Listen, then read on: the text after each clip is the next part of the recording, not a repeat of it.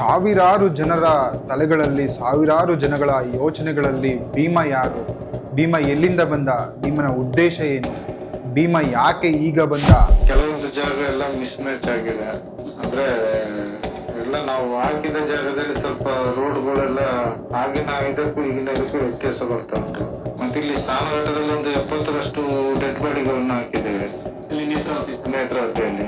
ಯಾವ ದೇಹಗಳು ಸಿಗ್ತಾ ಇತ್ತು, ಆ ದೇಹಗಳನ್ನ ನಿಮ್ಗೆ ಉಳ್ಲಿಕ್ಕೆ ಹೇಳ್ತಿದ್ದಂತಹ ವ್ಯಕ್ತಿಗಳು ಯಾರು? ನಾವು ಊತಾಕೋ ಜಾಗ ಅಂತ ಏನಿಲ್ಲ, ಅಲ್ಲಿ ಅರಣ್ಯ ಪ್ರದೇಶದಲ್ಲಿ ನಾವೆಲ್ಲ ಊತಾಕ್ತಾ ಇರೋದು. ಎಲ್ಲಿ ಬಾಡಿ ಸಿಗ್ತದೆ ಅಲ್ಲೆಲ್ಲೇ ತೆಗೆದು ನಾವು ಮಾಡ್ತಾ ಇದ್ವಿ. ಅಲ್ಲಿ ಭಕ್ತಾದಿಗಳು ಬಂದು ಸಾಯ್ತಾ ಇದ್ರ ಅಥವಾ ಗ್ರಾಮಸ್ಥರು ಬಂದು ಸಾಯ್ತಾ ಇದ್ರ? ಈ ಅತ್ಯಾಚಾರಕ್ಕೊಳಗಾದಂತಹ ದೇಹಗಳು ಅಂತ ನೀವು ಹೇಗೆ ಐಡೆಂಟಿಫೈ ಮಾಡ್ತಾ ಇದ್ರಿ? ಮತ್ತೆ ಅದನ್ನು ನಾವು ಬೇರೆ ಉಪಾಯ ಇಲ್ಲದೆ ಮಣ್ಣು ಮಾಡ್ಲೇಬೇಕು. ಅವ್ರು ಮಾಡ್ಲಿಕ್ಕೆ ಹೇಳ್ತಾರೆ, ಅಲ್ಲಿ ಮಾಹಿತಿ ಕಚೇರಿ ಆಫೀಸಿಂದ ಹೇಳ್ತಾರೆ. ಅವರೆಲ್ಲರೂ ಕೂಡ ಚಿಕ್ಕ ಹುಡುಗಿಯರ ಎಲ್ಲ ಮಿಕ್ಸಿಂಗ್ ಏನಗಳು ಸಿಗ್ತದೆ. ಅತ್ಯಾಚಾರಕ್ಕೊಳಗಾಗಿರ್ತಕ್ಕಂಥವರನ್ನ ಹುಡುಕೊಂಡು ಬಂದಿರೋಂಥದ್ದನ್ನ ನೀವು ನೋಡಿದ್ರೆ, ಸುಮಾರು ಎಷ್ಟು ಹೆಣಗಳನ್ನ ನೀವು ಉಳುವಂತ ಕೆಲಸ ಮಾಡಿದ್ರಿ? ಈಗ ತೆಗಿತಾ ಇರೋ ಸ್ಪಾಟ್ ಅಲ್ಲಿ 70 ಹೆಣಗಳನ್ನ ಹಾಕಿದ್ದೀವಿ. ರಾಜ್ಯದ ಜನಕ್ಕೆ ನಿಮ್ಮ ಮೇಲೆ ನಂಬಿಕೆ ಹೋಗ್ತಾ ಇತ್ತು. 700,000 ಹೇಳ್ತಾರೆ, ನಾಲ್ಗೆ ಹೇಳಿಲ್ಲ. ಆದ್ರೆ ಅವ್ರಿಗೆ ತಿಳ್ಕೊಂಡೇ ಹೇಳ್ಬೇಕು, ಮಾತಾಡೋರು ಹೇಗೆ ಬೇಕಾದ್ರೆ ಹೇಳ್ತಾರೆ. ಮಿಷಿನ್ಗಳಿಗೆ ಕಂಡು ಹಿಡಿಯಕ್ಕಾಗದಿರ್ತಕ್ಕಂಥದ್ದು ನಾನೊಬ್ಬ ಸಾಮಾನ್ಯ ಮನುಷ್ಯ. ಹಾಗೆ ನಾನು ಕರೆಕ್ಟಾಗಿ ತೋರಿಸ್ತೇನೆ. ಅಲ್ಲಿ ಇಲ್ಲ ಅಂತ ಹೇಳಿದ ಕೂಡಲೇ ನನ್ನನ್ನು ಇಲ್ಲ ಅಂತ ಹೇಳಿದ್ರೆ ನಾನೇನು ಮಾಡ್ಲಿಕ್ಕೆ ಆಗುದಿಲ್ಲ. ನೀವು ಹೆಣ ಉಳುವಂತಹ ಸಂದರ್ಭದಲ್ಲಿ ಸರ್ಕಾರ ಅಥವಾ ಪಂಚಾಯಿತಿಯವರು ಯಾರಾದ್ರೂ ಇದ್ರ ಅನ್ನುವಂತಹ ಪ್ರಶ್ನೆನೂ ಕೇಳ್ತಾರೆ. ಗ್ರಾಮ ಪಂಚಾಯತಿಂದ ಯಾರು ಬರ್ತಾರೆ, ನಾವು ದೇವಸ್ಥಾನ ವತಿಯಿಂದಲೇ ನಾವು ಊಟಾಗ್ತಾ ಇದ್ದೀವಿ.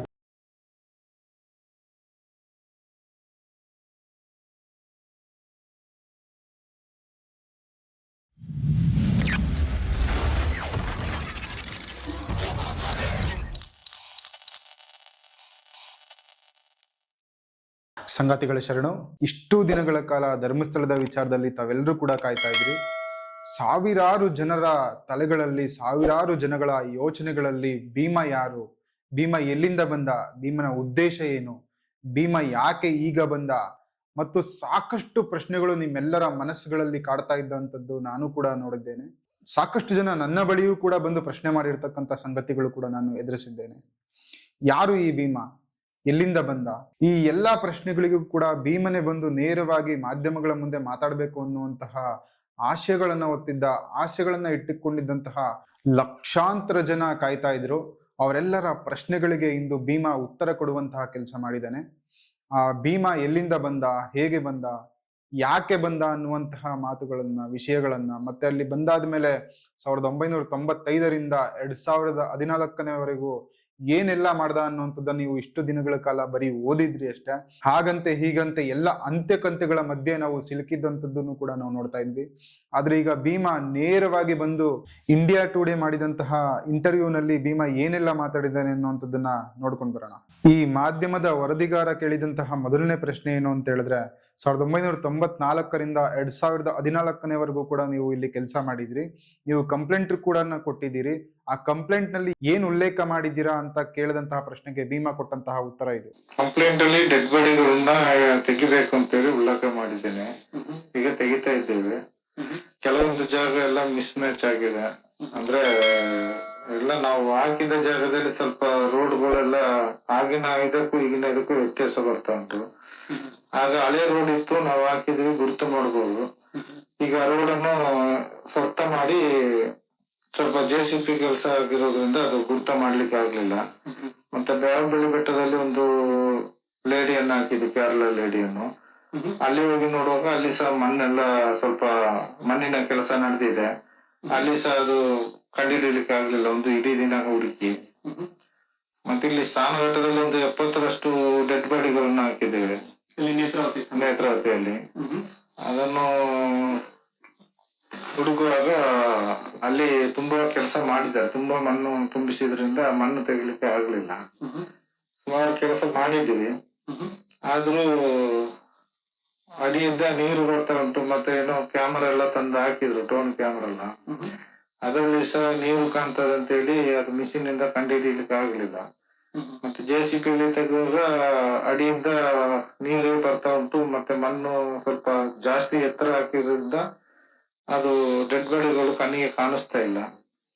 ಸುಮಾರು 2-3 ದಿವಸ ನಾವು ಅಲ್ಲಿ ಇದು ಮಾಡಿದೀವಿ, ತೆಗಿಲಿಕ್ಕೆ ನೋಡಿದೀವಿ, ಅದೇನು ಸಿಗ್ತಾ ಇಲ್ಲ. ಅದ ನಂತರ ಸುಮಾರು ಪ್ರಯತ್ನ ಪಟ್ವಿ. ಅಲ್ಲಿಂದ ಮತ್ತೊಂದು ಕಡೆ ಬಾಬಳೆ ಬೆಟ್ಟದಲ್ಲಿ ಇನ್ನೊಂದು ಕಡೆ ಇದೆ, ಅದನ್ನು ಸಹ ಹೋಗಿ ನೋಡ್ಬೇಕು. ಇನ್ನು ಅದು ಏನಾದ್ರೂ ಆಗಿದೆ ಏನಂತ ಗೊತ್ತಿಲ್ಲ. 1-5 ಜಾಗ ಇನ್ನು ಬಾಕಿ ಇದೆ, ಅದನ್ನೆಲ್ಲ ತೆಗಿಬೇಕು. ತೆಗಿದ್ರೆ ಗೊತ್ತಾಗ್ತದೆ. ಭೀಮನನ್ನು ಕೇಳಿದಂತಹ ಎರಡನೇ ಪ್ರಶ್ನೆ ಏನು ಅಂತ ಹೇಳಿದ್ರೆ, 20 ವರ್ಷಗಳ ಕಾಲ ನೀವು ಆ ಒಂದು ಸ್ಥಳದಲ್ಲಿ ಕೆಲಸ ಮಾಡ್ತಾ ಇದ್ರಿ. ಆ 20 ವರ್ಷಗಳ ಕಾಲ ನೀವು ಕೆಲಸ ಮಾಡ್ತಿದ್ದಂತಹ ಸಂದರ್ಭದಲ್ಲಿ ಯಾವ ದೇಹಗಳು ಸಿಗ್ತಾ ಇತ್ತು, ಆ ದೇಹಗಳನ್ನ ನಿಮ್ಗೆ ಉಳ್ಲಿಕ್ಕೆ ಹೇಳ್ತಿದ್ದಂತಹ ವ್ಯಕ್ತಿಗಳು ಯಾರು, ನೀವು ಅದನ್ನ ಸ್ಮಶಾನದಲ್ಲೇ ಉಳ್ತಾ ಇದ್ರಾ ಅಥವಾ ಬೇರೆ ಜಾಗಗಳಲ್ಲಿ ಉಳ್ಲಿಕ್ಕೆ ನಿಮ್ಗೆ ಏನಾದ್ರು ಆದೇಶ ಮಾಡ್ತಾ ಇದ್ರು ಅನ್ನುವಂತಹ ವಿಚಾರಗಳನ್ನ ಅವರು ಪ್ರಶ್ನೆ ಮಾಡ್ತಾರೆ ಭೀಮನ್ಗೆ ಎರಡನೇ ಪ್ರಶ್ನೆಯಾಗಿ. ಇದಕ್ಕೆ ಭೀಮನ ಉತ್ತರ ಏನಿತ್ತು ಅನ್ನುವಂಥದ್ದನ್ನ ನೋಡೋಣ. ನಾವು ಊತಕ್ಕೋ ಜಾಗ ಅಂತ ಏನಿಲ್ಲ, ಅಲ್ಲಿ ಅರಣ್ಯ ಪ್ರದೇಶದಲ್ಲಿ ನಾವೆಲ್ಲ ಊತಾಕ್ತಾ ಇರೋದು. ಎಲ್ಲಿ ಬಾಡಿ ಸಿಗ್ತದೆ ಅಲ್ಲೆಲ್ಲಿ ತೆಗೆದು ಮಣ್ಣು ಮಾಡ್ತಾ ಇದ್ವಿ. ಮತ್ತೆ ಅಲ್ಲಿ ಮಣ್ಣು ಮಾಡ್ಬೇಕಾದ್ರೆ ನನ್ನಣ್ಣ, ಮತ್ತೆ ನನ್ನ ಭಾವ, ನಾನು, ಮತ್ತೊಬ್ಬ ರಾಜು ಅಂತಿದ್ದ, ಅವರೆಲ್ಲ ಸೇರಿ ಮಣ್ಣು ಮಾಡ್ತಾ ಇದ್ವಿ. ಅದ್ ಮಣ್ಣು ಮಾಡ್ಬೇಕಾದ್ರೆ ಡೆಡ್ ಬಾಡಿ ಅಲ್ಲಿ ಇರ್ತಿತ್ತು, ಅಲ್ಲೇ ತೆಗೆದು ಮಣ್ಣು ಮಾಡ್ತಾ ಇದ್ವಿ. ಹಾಗೆ ಎಲ್ಲಾ ಕಡೆ, ಕೆಲವು ಕಡೆ ಎಲ್ಲ ಹಾಕೊಂಡು ಬಂದಿದ್ವಿ, ತುಂಬಾ ಕಡೆ ಹಾಕಿದ್ವಿ ಡೆಡ್ ಬಾಡಿಯನ್ನು. ಅದು ಈಗ ಏನಾಯ್ತು ಅಂದ್ರೆ 20 ವರ್ಷ ಬಿಟ್ಟು ಹೋಗಿ ಬಂದದ್ರಿಂದ ನನ್ಗೆ ಅದು ಪಾಪ ಪ್ರಜ್ಞೆ ಗಾಡಿ ನಾನು ಬಂದದು. ಸರಿ, ನಮಗೆ ನೆಮ್ಮದಿ ನಿದ್ದೆ ಇಲ್ಲ ಹೀಗೆ ಅಂತ ಹೇಳಿ, ಹೀಗೆ ಅದು ಒಂದು ಸೇವೆ ಮಾಡಿದಾಗೆ ಆಗ್ತದೆ ಅಂತ ಹೇಳಿ ಒಂದು ಪಾಪ ಪ್ರಜ್ಞೆ ಗಾಡಿ ನಾನು ಬಂದದು. ಸಾಗ್ಯ ರಾಜ್ ಅವ್ರು ಕೇಳ್ತಿರ್ತಕ್ಕಂತಹ ಮೂರನೇ ಪ್ರಶ್ನೆ ಏನು ಅಂತ ಹೇಳಿದ್ರೆ, ಅಲ್ಲಿ ಭಕ್ತಾದಿಗಳು ಬಂದು ಸಾಯ್ತಾ ಇದ್ರ ಅಥವಾ ಗ್ರಾಮಸ್ಥರು ಬಂದು ಸಾಯ್ತಾ ಇದ್ರ? ಅಲ್ಲಿ ಭಕ್ತಾದಿಗಳು ಬಂದು ಸಾಯುವಂತದ್ದು ಯಾಕೆ ಅಂತ ಹೇಳಿದ್ರೆ, ಅಲ್ಲಿಗೆ ಬಂದು ಸತ್ರೆ ನೇರವಾಗಿ ಸ್ವರ್ಗಕ್ಕೆ ಹೋಗ್ತಾರೆ ಅನ್ನುವಂತಹ ಮಾತುಗಳನ್ನ ಸಾಕಷ್ಟು ಜನ ಹೇಳ್ತಾ ಇದ್ದಾರೆ. ಹಾಗಾಗಿ ನೀವು ಭಕ್ತಾದಿಗಳು ಅಂತ ಹೇಳ್ತೀರಾ ಅಥವಾ ಅಲ್ಲಿ ಲೋಕಲ್ ಅವರು ಅಂತ ಹೇಳ್ತೀರಾ? ಮತ್ತೆ ಅದ್ರ ಜೊತೆಗೆ ನೀವು ದೂರಿನಲ್ಲಿ ದಾಖಲಿಸಿದಿರಿ ಅತ್ಯಾಚಾರಕ್ಕೊಳಗಾದಂತಹ ದೇಹಗಳನ್ನ ಉಳುವಂತಹ ಕೆಲಸ ಮಾಡ್ತಾ ಇದ್ದೆ ಅಂತ ಹೇಳ್ಬಿಟ್ಟು. ಈ ಅತ್ಯಾಚಾರಕ್ಕೊಳಗಾದಂತಹ ದೇಹಗಳು ಅಂತ ನೀವು ಹೇಗೆ ಐಡೆಂಟಿಫೈ ಮಾಡ್ತಾ ಇದ್ರಿ ಅನ್ನುವಂತಹ ಪ್ರಶ್ನೆನ ಭೀಮನ ಮುಂದೆ ಇಟ್ಟಿದ್ದಾರೆ. ಭಕ್ತಾದಿಗಳು ಅಂತ ನಮಗೆ ಗುರ್ತಿಡಿಯಕ್ಕಾಗಲ್ಲ, ಲೋಕಲ್ ಅಂತಾನು ಗುರ್ತಿಡಿಯಕ್ಕಾಗಲ್ಲ. ಒಟ್ನಲ್ಲಿ ಡೆಡ್ ಬಾಡಿಗಳು ಇರ್ತವೆ, ಸ್ವಲ್ಪ ಎಲ್ಲ ಗಾಯಗಳು ಅದು ಇದು ಮಾರ್ಕ್ ಎಲ್ಲ ಇರ್ತದೆ, ನೋಡುವಾಗ ಗೊತ್ತಾಗ್ತದೆ. ಮತ್ತೆ ಅದು ಹೆಚ್ಚಾಗಿ ಹೆಣ್ಣು ಮಕ್ಕಳದು ಏನಾಗಿರೋದ್ರಿಂದ ನಮ್ಗೆ ಅಷ್ಟು ಇದಾಗೋದಿಲ್ಲ. ಮತ್ತೆ ಅದನ್ನು ನಾವು ಬೇರೆ ಉಪಾಯ ಇಲ್ಲದೆ ಮಣ್ಣು ಮಾಡ್ಲೇಬೇಕು. ಅವ್ರು ಮಾಡ್ಲಿಕ್ಕೆ ಹೇಳ್ತಾರೆ, ಅಲ್ಲಿ ಮಾಹಿತಿ ಕಚೇರಿ ಆಫೀಸಿಂದ ಹೇಳ್ತಾರೆ. ಮತ್ತೆ ಅವರು ಅಲ್ಲಿಂದ ಮ್ಯಾನೇಜರ್ನವರು ಹೇಳಿ, ಮ್ಯಾನೇಜರ್ನವ್ರು ಮಾಹಿತಿ ಕಚೇರಿ ಹೇಳಿ, ಅವರು ರೂಂಬೈನವರು ಬಂದು ನಮ್ಗೆ ಹೇಳ್ತಾರೆ. ಇದೇ ಪ್ರಶ್ನೆಗೆ ಮುಂದುವರಿದು ಸಾಗ್ಯರಾಜ್ ಅವರು ಮತ್ತೊಂದು ಪ್ರಶ್ನೆನ ಕೇಳ್ತಾರೆ. ಆ ದೇಹಗಳಿಗೆ ಅತ್ಯಾಚಾರ ಆಗಿತ್ತು ಅನ್ನುವಂಥದ್ದನ್ನ ನೀವು ಹೇಗೆ ಹೇಳ್ತೀರಿ ಅನ್ನುವಂತಹ ಪ್ರಶ್ನೆಗೆ ಭೀಮ ಈ ರೀತಿ ಉತ್ತರ ಕೊಡ್ತಾನೆ. ನಾನು ಐಡೆಂಟಿಫೈ ಮಾಡ್ಲಿಲ್ಲ, ನಮ್ಮ ಕಣ್ಣಿಗೆ ಹಾಗೆ ಕಾಣ್ತದೆ. ಡಾಕ್ಟರ್ ಐಡೆಂಟಿಫೈ ಮಾಡ್ಬೇಕು, ನಾನ್ ಮಾಡಕ್ಕಾಗಲ್ಲ. ಹಾಗೆ ಮುಂದುವರಿದು ಅವರೆಲ್ಲರೂ ಕೂಡ ಚಿಕ್ಕ ಹುಡುಗಿಯರ ಹೇಗಿದ್ರು ಅನ್ನುವಂಥದ್ದನ್ನು ಕೂಡ ಕೇಳ್ತಾರೆ. ಎಲ್ಲ ಮಿಕ್ಸ್, 35 ವರ್ಷ ಆಗ್ಬೋದು, 16 ವರ್ಷ ಆಗ್ಬೋದು, 15 ವರ್ಷನೂ ಇರ್ಬೋದು, 40 ವರ್ಷನೂ ಇರ್ಬೋದು, ಎಲ್ಲ ಮಿಕ್ಸಿಂಗ್ ಏನಗಳು ಸಿಗ್ತವೆ. ಈ ಪ್ರಶ್ನೆಯ ನಂತರ 20 ವರ್ಷಗಳಾದ್ಮೇಲೆ ಯಾರಾದ್ರೂ ಆ ಅತ್ಯಾಚಾರಕ್ಕೊಳಗಾಗಿರ್ತಕ್ಕಂಥವರನ್ನ ಹುಡುಕೊಂಡು ಬಂದಿರೋಂಥದ್ದನ್ನ ನೀವು ನೋಡಿದ್ರ ಅನ್ನುವಂತ ಪ್ರಶ್ನೆನೂ ಕೂಡ ಈ ರಿಪೋರ್ಟರ್ ಕೇಳ್ತಾರೆ. 20 ವರ್ಷದಲ್ಲಿ ಅಂದ್ರೆ ನಾವು 2014 ಊಟ ಹಾಕಿದ್ವಿ, ಮತ್ತೆ ನಾವು ಊರ್ ಬಿಟ್ಟು ಹೋದ್ವಿ. ಇದು ಯಾವ್ದು ಪೇಪರ್ ಅಲ್ಲಿ ಪ್ರಚಾರ ಇರುವುದಿಲ್ಲ ಅಂತ ಕಾಣ್ತದೆ. ಹಾಗಾದ್ರೆ ಹುಡ್ಕೊಂಡು ಬರ್ತಾ ಇದ್ರು, ಯಾರು ಬಂದದ್ದು ಕಾಣುದಿಲ್ಲ. ಹಾಗೆ ಈಗ ಬರ್ತಾ ಇದಾರೆಲ್ಲ ಕೇಳ್ಕೊಂಡು, ಡೆಡ್ ಬಾಡಿ ಬೇಕು, ಡೆಡ್ ಬಾಡಿ. ಹಾಗೆ ಮುಂದುವರಿದು ಬಹಳ ಮುಖ್ಯವಾದ ಪ್ರಶ್ನೆನ ಕೇಳ್ತಾರೆ. ಸುಮಾರು ಎಷ್ಟು ಹೆಣಗಳನ್ನ ನೀವು ಉಳುವಂತ ಕೆಲಸ ಮಾಡಿದ್ರಿ ಮತ್ತು 1ರಿಂದ 13ನೇ ಸ್ಪಾಟ್ ವರೆಗೂ ಕೂಡ ನಿಮ್ಗೆ ಬಹಳ ಮುಖ್ಯವಾದ ಸ್ಪಾಟ್ ಯಾವುದು, ಯಾವ ಸ್ಪಾಟ್ ನಲ್ಲಿ ನೀವು ಅತಿ ಹೆಚ್ಚು ದೇಹಗಳನ್ನ ಉಳುವಂತಹ ಕೆಲಸ ಮಾಡಿದ್ರಿ ಅನ್ನುವಂತಹ ಪ್ರಶ್ನೆನೂ ಕೂಡ ಕೇಳ್ತಾರೆ. ಈಗ ತೆಗಿತಾ ಇರೋ ಸ್ಪಾಟ್ ಅಲ್ಲಿ 70 ಹೆಣಗಳನ್ನ ಹಾಕಿದ್ದೇವೆ, 70ರಷ್ಟು ಈಗ ತೆಗಿತಾ ಇರೋ ಜಾಗದಲ್ಲಿ. 13ರಲ್ಲಿ ಒಂದು 70-80ರಷ್ಟು ಉಂಟಲ್ಲಿ. ಅಡಿಯಲ್ಲಿ ಹಾಕಿದೆ, ಅಲ್ಲಿ ನಾವು ಹಾಕಿದ್ದು ಜಾಸ್ತಿ ಹಣ. ಮತ್ತೆ ಎಲ್ಲ ಗುಡ್ಡದಲ್ಲಿ ಅಲ್ಲಿ ಇಲ್ಲಿ ಹಾಕಿದ್ದೇವೆ. ಹೀಗೆ ಮುಂದುವರಿದು ಸ್ಪಾಟ್ ನಂಬರ್ 6 ಮತ್ತು 11ರಲ್ಲಷ್ಟೇ ಅಸ್ಥಿ ಪಂಜರ ಸಿಕ್ಕಿವೆ. ಬೇರೆ ಯಾವ ಸ್ಥಳಗಳಲ್ಲೂ ಕೂಡ ಅಸ್ಥಿ ಪಂಜರಗಳು ಸಿಕ್ಕಿಲ್ಲ. ನೂರಾರು ಶವಗಳನ್ನ ಊತಿರ್ತಕ್ಕಂತಹ ಹೇಳಿಕೆ ಕೊಟ್ಟಿದ್ದೀರಿ ನೀವು. ರಾಜ್ಯದ ಜನಕ್ಕೆ ನಿಮ್ಮ ಮೇಲೆ ನಂಬಿಕೆ ಹೋಗ್ತಾ ಇದೆ, ಇದ್ರ ಬಗ್ಗೆ ನೀವೇನ್ ಹೇಳ್ತೀರಾ ಅನ್ನುವಂತಹ ಪ್ರಶ್ನೆಯನ್ನು ಮುಂದಿಟ್ಟಾಗ ಭೀಮನ ಉತ್ತರ ಏನಾಗಿತ್ತು ಅನ್ನುವಂಥದ್ದನ್ನ ನೋಡಿ. 700,000 ಹೇಳ್ತಾರೆ, ನಾಲಿಗೆ ಹೇಳಿಲ್ಲ, ಆದ್ರೆ ಅವ್ರಿಗೆ ತಿಳ್ಕೊಂಡೇ ಹೇಳ್ಬೇಕು. ಮಾತಾಡೋರು ಹೇಗೆ ಬೇಕಾದ್ರೆ ಹೇಳ್ತಾರೆ, ಹೇಳೋರು ಏನು ಎಷ್ಟು ಬೇಕಾದ್ರೆ ಹೇಳ್ಬೋದು. ಕೆಲವರು ನಾವು ಇದ್ದೇವೆ, ಕೇಳ್ತಾ ಇದ್ದೇವೆ. ಒಂದು ವಿಷಯ ಅಂದ್ರೆ, ಈಗ ನಾನು ಇಷ್ಟು ವರ್ಷ ಕಳೆದು ಬಂದು ತೋರ್ಸೋದೇ ದೊಡ್ಡ ವಿಷಯ. ಆ ಮಣ್ಣಿನ ಇದೆಲ್ಲ ಗುಣ ಎಲ್ಲ ಚೇಂಜ್ ಆಗಿದೆ. ಮತ್ತೆ ಗಿಡ ಮರ ಎಲ್ಲ ಬೆಳೆದಿದೆ. ಹಾಗಿರುವಾಗ ನಾನು ಹೇಗೆ ಗುರ್ತಿಡ್ಲಿಕ್ಕೆ ಸಾಧ್ಯ? ಮಿಷಿನ್ ಬಂದು ಮಿಷಿನ್ ಇಂದಲೇ ಕಂಡುಹಿಡಿಯಲಿಕ್ಕೆ ಸಾಧ್ಯ ಆಗ್ಲಿಲ್ಲ. ಹಾಗಿರುವಾಗ ನಾನು ಮನುಷ್ಯ ಸದಾನ ನನ್ನ ಪ್ರಯತ್ನ ಪಟ್ಟು ನಾನು ತೋರಿಸ್ತಾ ಇದ್ದೇನೆ. ಯಾಕಂದ್ರೆ ನಾನು ಈಚೆ ತೋರಿಸುವಾಗ ಸ್ವಲ್ಪ ಆಚೆ ಈಚೆ ಸಹ ಆಗ್ಬೋದು. ಸ್ವಲ್ಪ ತೆಗಿತಾ ಇದ್ದಾರೆ, ಮತ್ತೆ ಅದರಲ್ಲೂ ಫಾರೆಸ್ಟ್ ಅದು ಇದು ಅಂತೆಲ್ಲ ಹೇಳ್ತಾ ಇದ್ದಾರೆ. ಮತ್ತೆ ಗಿಡ ಎಲ್ಲ ಕಡಿಲಿಕ್ಕೆ ತುಂಬಾ ರೇಂಜರ್ ಫಾರೆಸ್ಟ್ ಕಡಿಬಾರ್ದು ಅಂತ ಹೇಳ್ತಾರೆ. ಮಾತಾಡುವಂತಹ ಜನಗಳು ಮಾತಾಡ್ತಾರೆ, ಆದ್ರೆ ನಾವೇನು ಮಾಡೋದಕ್ಕಾಗಲ್ಲ. ನಾನು ಈಗಾಗಲೇ ಶ್ರಮಪಟ್ಟು ತೋರಿಸಿದ್ದೇನೆ. ಮಿಷಿನ್ಗಳಿಗೆ ಕಂಡು ಹಿಡಿಯಕ್ಕಾಗದಿರ್ತಕ್ಕಂಥದ್ದು ನಾನೊಬ್ಬ ಸಾಮಾನ್ಯ ಮನುಷ್ಯ, ನಾನು ಕೂಡ ತೋರಿಸ್ತಾ ಇದ್ದೇನೆ ಎಂಬಂತಹ ಹೇಳಿಕೆಗಳನ್ನ ಕೊಟ್ಟು ಮುಂದುವರಿದು ಮತ್ತೊಂದು ಪ್ರಶ್ನೆ ಕೇಳ್ತಾರೆ. ಆಗ ಹೇಗಿತ್ತು ಕಾಡು, ಈಗ ಹೇಗಿದೆ ಎನ್ನುವಂತಹ ಪ್ರಶ್ನೆಗೆ ಭೀಮಾ ಈ ರೀತಿ ಹೇಳ್ತಾನೆ. ಆವಾಗ ಇದ್ದ ಕಾಡಿಗೆ ಈಗಿರುವ ಕಾಡಿಗೆ ತುಂಬಾ ವ್ಯತ್ಯಾಸ ಉಂಟು. ಆಗ ಕಾಡೆಲ್ಲ ಸ್ವಲ್ಪ ಕಮ್ಮಿ ಇತ್ತು, ಈಗ ಕಾಡು ತುಂಬಾ ಬೆಳ್ಕೊಂಡಿದೆ. ಮತ್ತೆ ನನ್ಗೆ ಅದು ಗುರುತು ಸಿಗ್ತಾ ಇಲ್ಲ. ಗಾಡಿ ನೋಡುವಾಗ ಉಂಟಲ್ಲ, ಆ ಭೂಮಿ ಸ್ವಲ್ಪ ಆಚೆ ಈಚೆ ಚೇಂಜ್ ಆದಾಗೆ ಕಾಣ್ತದೆ. ಬೇರುಗಳು ಬಂದಿದೆ, ಕೆಲವೊಂದು ಮಣ್ಣು ಜಗ್ಗಿದೆ, ಮಣ್ಣು ಕುಸಿದಿದೆ, ಮಣ್ಣಿನ ಕೆಲಸ ನಡೆದಿದೆ. 1ರಿಂದ 5 ತನಕ ಹೆಚ್ಚು ಕಮ್ಮಿ ಮಣ್ಣೆ ಕುಸಿದಿ ಎಲ್ಲ ತೆಗ್ದಿದಾರ ಅಂತ ಕಾಣ್ತ. ಏನಂತ ಗೊತ್ತಾಯ್ತಾ ಇಲ್ಲ. ಅದು ಅಲ್ಲಿ ಬಾಡಿ ಇರೋದೇ ಸಂಶಯ, ಆದ್ರೂ ನಾವು ತೋಡಿ ನೋಡಿದೀವಿ. ಆ ಜಾಗಗಳೆಲ್ಲ ನೀವು ಹೆಣ ಊತಿರ್ತಕ್ಕಂತಹ ಜಾಗಗಳೇನಾ ಅನ್ನುವಂತಹ ಪ್ರಶ್ನೆಯನ್ನು ಕೂಡ ಕೇಳ್ತಾರೆ. ತೋರಿಸ್ತಾ ಇದ್ರೆ ಈಗ 6 ನಂಬರ್ ಅಲ್ಲಿ ಬರ್ತಿರ್ಲಿಲ್ಲ, ಬಂತು 6 ನಂಬರ್ ಅಲ್ಲಿ. ಅದು ಕರೆಕ್ಟ್ ಆಗಿ ತೋರಿಸಿದ್ರಿಂದಲೇ 6 ನಂಬರ್ ಅಲ್ಲಿ ಬಂತಲ್ಲ. ಮತ್ತೆ ನಾನು ಮಾರ್ಕ್ ಮಾಡಿದ ಜಾಗದಲ್ಲೇ ಬಂದಿದಲ್ಲ. ಹಾಗೆ ನಾನು ಕರೆಕ್ಟ್ ಆಗಿ ತೋರಿಸ್ತೇನೆ.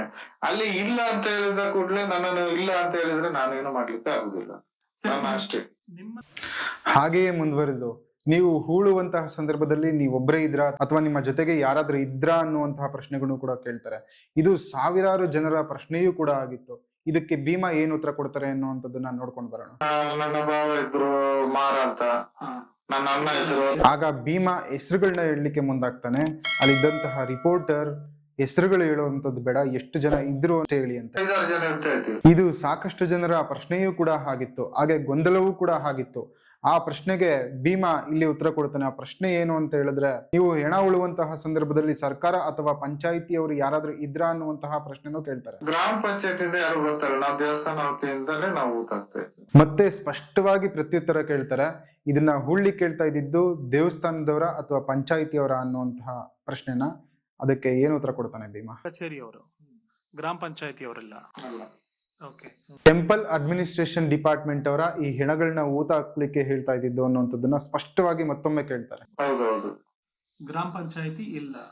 ಗ್ರಾಮ ಪಂಚಾಯಿತಿಯವರು ಅಥವಾ ದೇವಸ್ಥಾನದ ಅಡ್ಮಿನಿಸ್ಟ್ರೇಷನ್ ಅವರು ಎಷ್ಟು ಹೆಣಗಳನ್ನ ಊತ ಹಾಕ್ತಾ ಇದ್ರಿ ಅನ್ನುವಂತಹ ಲೆಕ್ಕವನ್ನೇನಾದ್ರೂ ಇಟ್ಟಿದ್ರ ಅನ್ನುವಂತಹ ಪ್ರಶ್ನೆನೂ ಕೂಡ ಕೇಳ್ತಾರೆ. ಅದು ಗೊತ್ತಿಲ್ಲ, ಅವ್ರು ಇಟ್ಟಿದ್ದಾರೆ ಗೊತ್ತಿಲ್ಲ. ನಮ್ಗೆ ದೇವಸ್ಥಾನದಿಂದ ಬಂದು ಹೇಳ್ತಿದ್ರು, ನಾವು ಊಟ ಆಗ್ತಾ ಇದ್ವಿ ಅಷ್ಟೇ. ನೀವು ಈ ಹೆಣಗಳನ್ನ ಊತಾಕ್ತಾ ಇದ್ದಂಥದ್ದನ್ನ ದೇವಸ್ಥಾನದ ಅಡ್ಮಿನಿಸ್ಟ್ರೇಷನ್ಗೆ ಇನ್ಫಾರ್ಮ್ ಮಾಡ್ತಾ ಇದ್ರಾ ಅಥವಾ ಅವ್ರಿಗೆ ಮಾಹಿತಿ ಕೊಡ್ತಾ ಇದ್ರಾ ಅನ್ನುವಂಥದ್ದನ್ನ ಕೂಡ ಕೇಳ್ತಾರೆ. ಅಡ್ಮಿನಿಸ್ಟ್ರೇಷನ್ಗೆ, ದೇವಸ್ಥಾನ ಅಂದ್ರೆ ದೇವಸ್ಥಾನ ಅಲ್ಲ, ಅಡ್ಮಿನಿಸ್ಟ್ರೇಷನ್ ಮಾಹಿತಿ ಕಚೇರಿ. ನೀವು ಅರಣ್ಯ ಪ್ರದೇಶದಲ್ಲಿ ಮಾತ್ರ ಉಳ್ತಾ ಇದ್ರಾ ಅಥವಾ ಸ್ಮಶಾನದಲ್ಲಿ ಉಳುವಂತಹ ಕೆಲಸ ಮಾಡ್ತಾ ಇದ್ರಾ? ಆ ಸ್ಮಶಾನದಲ್ಲಿ ಯಾರು ಉಳ್ತಾ ಇದ್ರು, ನೀವೇನಾದ್ರೂ ಮಾಡ್ತಿದ್ರಾ ಅನ್ನುವಂಥದ್ದನ್ನು ಕೂಡ ಕೇಳ್ತಾರೆ. ಗೊತ್ತಿಲ್ಲ, ಅಲ್ಲಿ ಯಾರು ಮಾಡ್ತಿದ್ರು ಗೊತ್ತಿಲ್ಲ. ನಾವು ಈ ಅರಣ್ಯ ಪ್ರದೇಶದಲ್ಲಿ ನಾವು ಮಾಡ್ತಾ ಇದ್ವಿ. ನೀವು ಮಾತ್ರ. ಅದಕ್ಕೆ ಸ್ಮಶಾನದ ಜಾಗದಲ್ಲಿ ನೀವು ಉಳ್ತಾ ಇರ್ಲಿಲ್ವಾ ಅನ್ನೋಂಥದ್ದನ್ನು ಕೂಡ ಮತ್ತೆ ಪ್ರಶ್ನೆ ಮಾಡ್ತಾರೆ. ಮಾಡ್ತಿರ್ಲಿಲ್ಲ. ಸ್ಮಶಾನದಲ್ಲಿ ಹೆಣ ಉಳುವಂತಹ ಕೆಲಸವನ್ನ ಬೇರೆ ಯಾರೋ ಮಾಡ್ತಾ ಇದ್ರು, ಅದು ನಿಮ್ಗೆ ಗೊತ್ತಿಲ್ವಾ ಅನ್ನುವಂಥದ್ದನ್ನು ಕೂಡ ಕೇಳಿದಾಗ ಭೀಮಾ ಏನ್ ಹೇಳ್ತಾನೆ ಅಂತ ನೋಡಿ. ಇಲ್ಲ, ಅದು ನಾವು ಗೊತ್ತಿಲ್ಲ ಅದೇನಂತ.